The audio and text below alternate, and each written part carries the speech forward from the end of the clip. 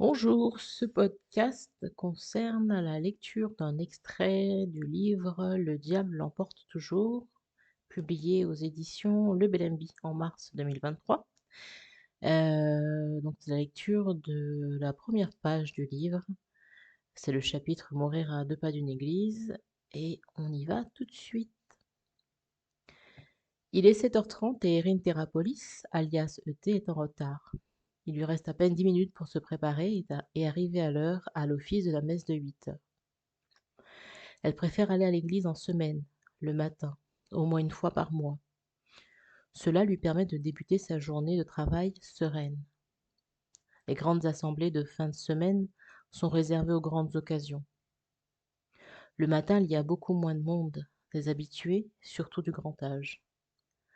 C'est son petit rituel spirituel. Une fois à l'intérieur, elle redevient une petite fille émerveillée par la beauté des vitraux, par les voix qui résonnent lors du sermon et par la sienne bien timide lors des chants avec l'assemblée.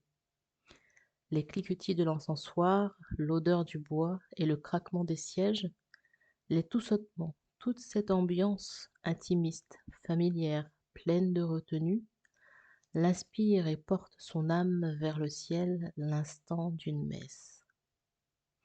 Erin est une jeune femme d'une trentaine d'années. D'allure sportive, elle a le port altier presque hautain des personnes auxquelles Dame Nature a fait un cadeau et pour lesquelles la vie elle-même est un cadeau au quotidien.